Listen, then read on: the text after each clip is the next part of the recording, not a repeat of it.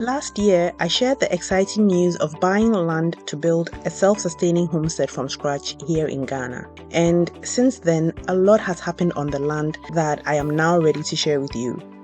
But to do so, I've got to fill you in from the beginning. So do stick with me as we go back in time. Hi, my name is Koriwa. It's been a minute since I've been on this YouTube platform.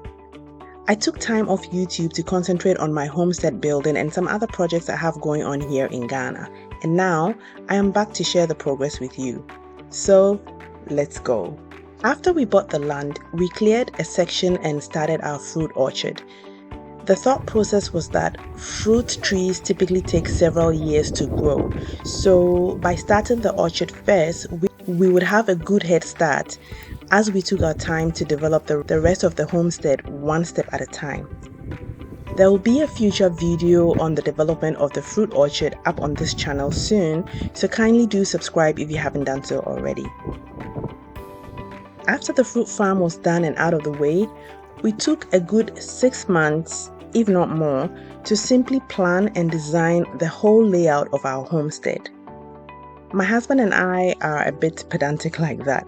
We like to be fully prepared, and so we wanted to have a good understanding of what our dream homestead would need so that we can break up the projects in phases, making it easier to plan financially, to tackle projects one step at a time. We also wanted to have a fair idea what our dream house and each section of the homestead would look like. So we needed to get everything 3D designed to get our dreams and ideas from out of our heads and onto paper. So that is what we did. I designed every inch of our dream house and the layout of the entire homestead myself. So once my husband and I were happy with what I came up with, I then worked with 2 architects to professionally draw up my designs. One architect did the technical drawings and the other did the 3D architectural designs. We also consulted with other professionals such as structural engineer and electrical engineer as and when it was needed. The 3D designs was done for both the house and for the entire layout of the homestead. And I must say that I'm very happy that we took the time and money to do this extra step, because not only do these designs motivate us to keep on going, but it also makes it easy for us to communicate to the different trades people working on our project exactly what we want them to do for us. And it has just made my life a whole lot easier. After the design process was done, it was all systems go, and we could finally get on the land to start developing. We hired the services of the architect, some experienced masons, and a construction foreman to work with me to oversee the building process. We cleared the portion of the land where we decided to build the house on. However, our land sits on a beautiful hill, which meant that the slope on the side that we had chosen to build our house on was too steep. After a lot of deliberations, the professionals came up with a plan to cut the soil from the higher end of the slope to fill the lower portion of the slope, and then level and compact the loose soil at the front to make the site somewhat flat. And so that is what we did.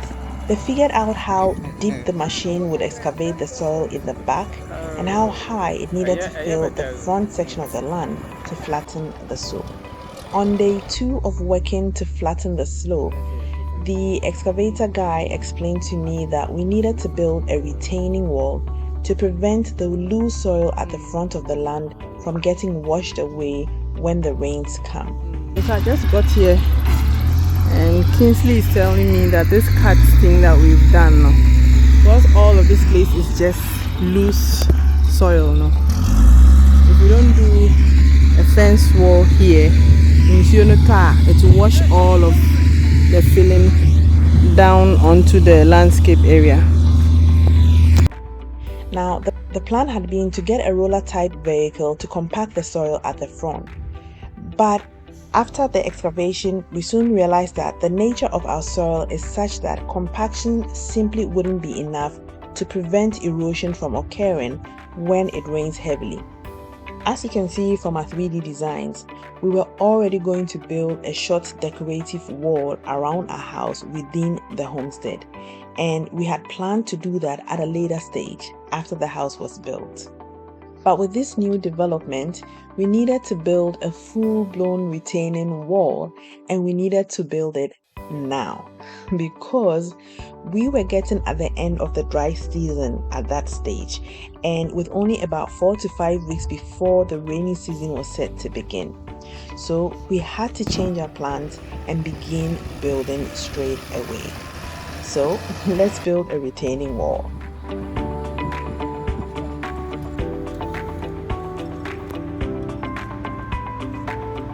We got the various materials delivered to site, and the guys started to dig the trench for what will become the foundation of the retaining wall.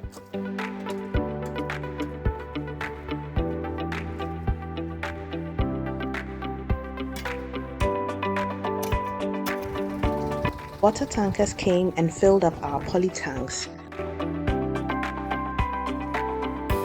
and iron rods were also delivered to site.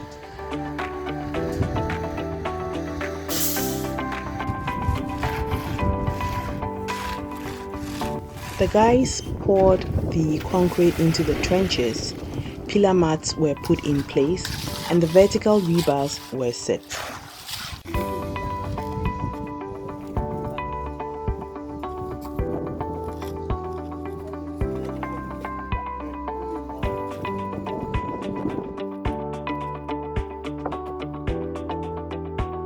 And soon the block work began. Now, seeing as this was a solid retaining wall, a lot of different ideas were put forth by my team about how best to construct this wall. And in the end, we decided to go for a block retaining wall as against an all concrete one. But as you can see, the 6-inch quarry dust solid blocks were positioned flat on their sides to give the retaining wall the extra strength required to withstand any pressure from behind it. That was a lot of money right there. You know, easy crowd.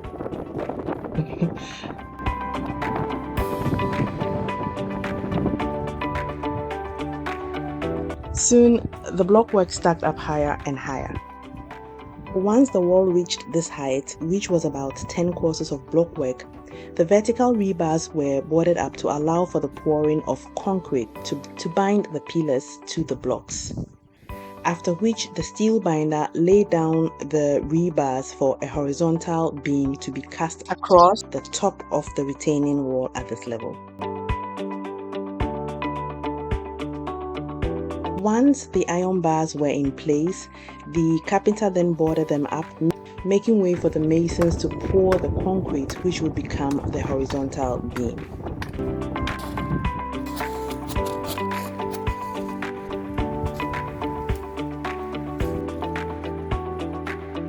With the concrete all poured, the masons continued with the block work above the beam, and soon that was all done. All through this process, the site engineer cum architect would come from time to time to make sure that we were on the right track. Now, after the retaining wall was done, we started work on the connecting side wall, and it was determined that only about 20 to 30 feet of the connecting section of the wall needed to be a retaining wall. The rest of it only needed to be a normal wall, so that is what we did. Once the side wall was partially done, to be completed at a later stage, the 2 front pillars that will hold the gates were also boarded up and the concrete poured.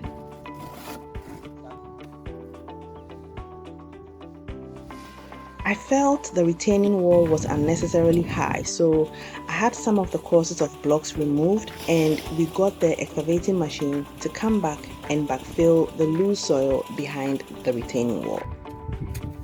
And just like that, we had ourselves a retaining wall, which would also double up as a decorative short wall, and just in time too, because very soon after, the rains descended heavily on the land.